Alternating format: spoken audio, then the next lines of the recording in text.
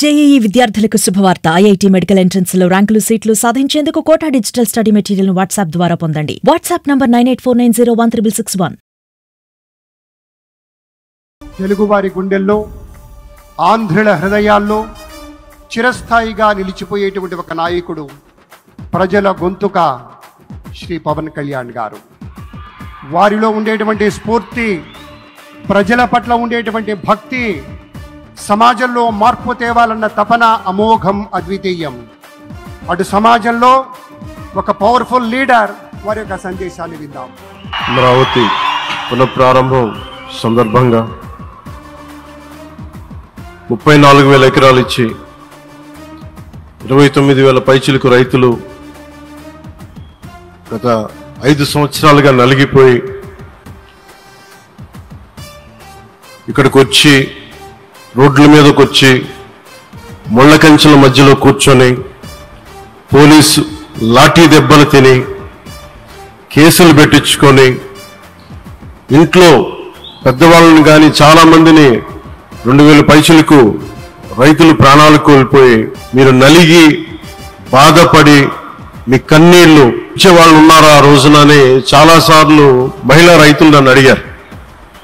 ఇది గౌరవ ప్రధానమంత్రి శ్రీ నరేంద్ర మోదీ గారికి తెలుస్తుందని ఒకసారికి 5 సంవత్సరాల క్రితం మీరు అడిగారు. నేను ఆ రోజు ఆయనకి తెలియకుండా ఏది ఉండదు, అమరావతి శాశ్వత రాజధానిగా ఉంటుందని ఆ రోజు మేమందరం కలిపి మాట ఇచ్చాం. ఆ ఇచ్చిన మాట ప్రకారం ఈ రోజున గౌరవ ప్రధానమంత్రి గారి చేతుల మీదుగా మళ్ళీ ఇంకొకసారి పునఃప్రారంభం జరగబోతుంది. ఇది ఆది శంకరాచార్య 1237వ జయంతి సందర్భంగా తిరిగి అమరావతి పునఃప్రారంభం కావటం చాలా ఆనందాన్ని కలగజేస్తుంది. మనందరం 5 కోట్ల మంది ప్రజలకు సంబంధించి ఇది ఒక హబ్, ఇది సెంటర్, నవ్ సెంటర్. అంటే మనందరికి సంబంధించిన ఇల్లు ఇది. మనందరం ఎవరిని అడుగుతున్నామంటే, ఒక ప్రధానమంత్రి గారు పూర్వం సన్యాసాశ్రమంలో ఉన్నప్పుడు ఆయనకి అనికేత్ అనే పేరు పెట్టారు. అనికేత్ అంటే అర్థం పరమశివుడు, ఇల్లు లేనివాడని. అలాంటి ఇల్లు లేనివాడు, కుటుంబం లేనివాడు 5 కోట్ల మంది కుటుంబాలకు, 5 కోట్ల మంది ప్రజల కోసం, ఎన్ని కోట్ల కుటుంబాల కోసం మనందరికీ రాజధానిలో ఒక నగరం నిర్మించడానికి, ఇల్లు నిర్మించుకోవడానికి ఇల్లు లేకుండా 140 కోట్ల మంది ప్రజల బాధ్యత తీసుకొని కశ్మీర్ నుంచి కన్యాకుమారి వరకు, అక్కడ కామాఖ్య నుంచి ద్వారకా వరకు ప్రపంచమే, మన దేశమే తన కుటుంబంగా చేసుకుంటూ, ఈ భారతదేశమే తన ఇల్లుగా చేసుకొని తిరిగి పునఃప్రారంభానికి విచ్చేసిన గౌరవ ప్రధానమంత్రి శ్రీ నరేంద్ర మోదీ గారికి మనస్ఫూర్తిగా మనందరి తరపున, ఆంధ్రప్రదేశ్ ప్రజలందరి తరపున, అమరావతి రైతాంగం తరపున, ఆడపడుచుల తరపున వారికి చేతులెత్తి హృదయపూర్వక నమస్కారాలు తెలియజేస్తుంది. దివిసీమ తుఫాను వచ్చి అందరి ఆశలను తుడిచిపెట్టేసినట్టు గత ప్రభుత్వం రాష్ట్రం మరియు అమరావతి భవిష్యత్తుని తుడిచిపెట్టేసింది. అమరావతి అంటే పరదాలు, సెక్షన్ 30, సెక్షన్ 144 మాత్రమే గుర్తుకొచ్చేలా పనిచేశారు. నువ్వు ధర్మం కోసం నిలబడితే ధర్మం నువ్వు నిలబడేలా చేస్తుంది అనే విధంగా ఆ రోజున అమరావతి రైతులు, రాష్ట్ర ప్రజలు ఈ ధర్మ యుద్ధంలో విజయం సాధించారు. రైతులు ఇచ్చిన 11,000 ఎకరాల భూమిని త్యాగం చేసి, వారి సంకల్పం 33,000 ఎకరాల భూమిని త్యాగం చేసి, వారి సంకల్పం ఫలితంగా ఈ రోజున ఆంధ్రప్రదేశ్ రాజధాని ఆవిర్భవించింది.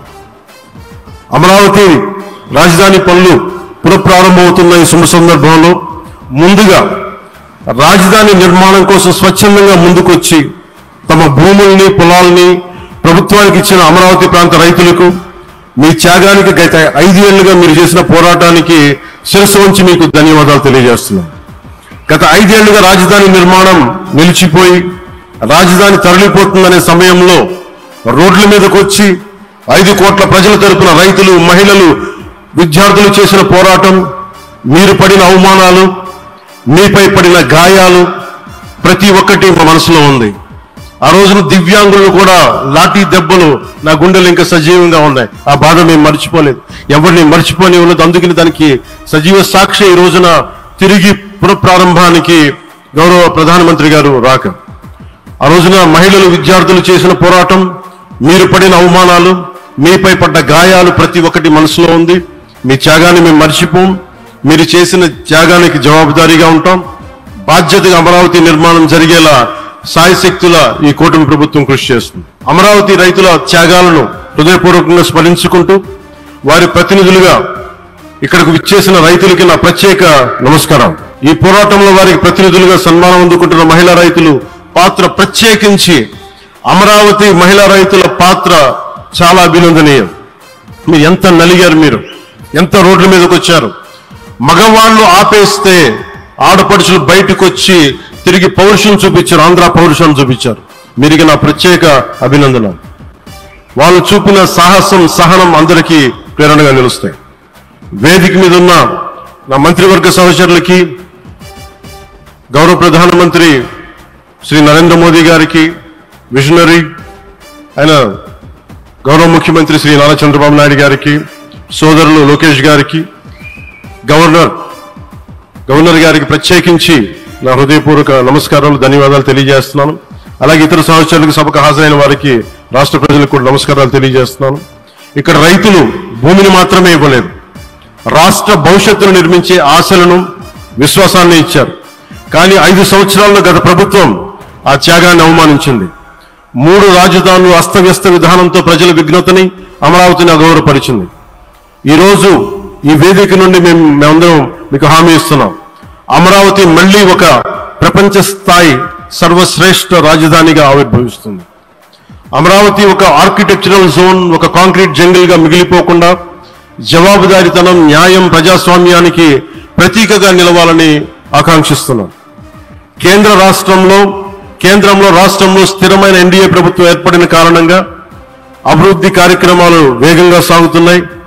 మేనిఫెస్టోలో ఇచ్చిన హామీలన్నీ దశల వారీగా బాధ్యతాయుతంగా అమలు చేస్తున్నాం. కేవలం మ్యాచింగ్ గ్రాంట్స్ ఇవ్వని కారణంగా గత ప్రభుత్వం రాష్ట్రం కేంద్రం నుంచి పొందాల్సిన 1000 కోట్లు నష్టపోయింది. కానీ ఈ ప్రభుత్వం కోఆపరేటివ్ ఫెడరలిజం స్ఫూర్తితోటి పరస్పర సహకారంతో పనిచేస్తున్నాం. రాష్ట్రంలో రహదారులు, రైల్వే, పారిశ్రామిక రక్షణకు సంబంధించి ఈ రోజున మన అమరావతి కాకుండా రాష్ట్రంలో రహదారులు, రైల్వే, పారిశ్రామిక రక్షణకు సంబంధించి ఈ రోజున 1,07,00,000 కోట్ల విలువైన అభివృద్ధి పనులకి ప్రధాని గారు శంకుస్థాపనలు, ప్రారంభోత్సవాలు చేస్తున్నారు. రాయలసీమలో గుంతకల్ రైల్వే, గోరంట్ల హైవే లాంటి వివిధ కార్యక్రమాలకు, ఉత్తరాంధ్రలో పిఎం ఏక్తా మాల్ లాంటి వివిధ పనులకు ఈ రోజు శంకుస్థాపన, ప్రారంభోత్సవం చేస్తున్న ప్రధానమంత్రి గారికి నా హృదయపూర్వక కృతజ్ఞతలు. నేను అవనిగడ్డ ఎన్నికల ప్రచారంలో హామీ ఇచ్చిన దానికి అనుగుణంగా మనందరి ఆశలు మనకి ఆశించిన విధంగా నాగాయలంకలో మిస్సైల్ టెస్ట్ రేంజ్ కి ప్రధానమంత్రి గారు ఈ రోజున శంకుస్థాపన జరగడం నాకు చాలా సంతోషంగా ఉంది. Now with honourable prime minister Shri Modiji and Honorable CM Sri Chandrababu Naidu Garu, and together again Amravati will surely become a world-class capital, a 360-degree growth engine for all of Andhra Pradesh. Our youth will no longer have to leave for Bangalore, Chennai or Hyderabad. Soon Andhra Pradesh will create jobs for our people and attract talent from across the nation and the world. దీనికి అమరావతికి ప్రత్యేకించి ఒక వ్యక్తిని మనం స్మరించుకోవాలి. రాళ్లల్లో, రప్పల్లో ఒక మహానగరాన్ని చూసిన వ్యక్తి, ఒక 20 సంవత్సరాలు ముందుకెళ్లి చూసిన వ్యక్తి. అలాంటి నాయకులు మనందరం కోరుకున్నట్టుగా ఆయన వెనంటే ఆయన ఉండాలి, ముఖ్యమంత్రిగా ఉండాలి అని మేము ఆశించిన విధంగా ఆయన ముఖ్యమంత్రి అయ్యారు. ఆయన సైబరాబాద్ అనే సిటీని ఎలా నిర్మించారో, ఎంత అద్భుతంగా రూపకల్పన చేశారో, అమరావతి అనే ఈ క్యాపిటల్ కూడా ఆయన అపారమైన అనుభవంతో, ఆయన దక్షతతోటి, ఆయన గవర్నెన్స్ కేపబిలిటీ తోటి, అడ్మినిస్ట్రేటివ్ కెపాసిటీ తోటి ఇది అద్భుతమైన మహానగరంగా తీర్చిదిద్దుతుంది.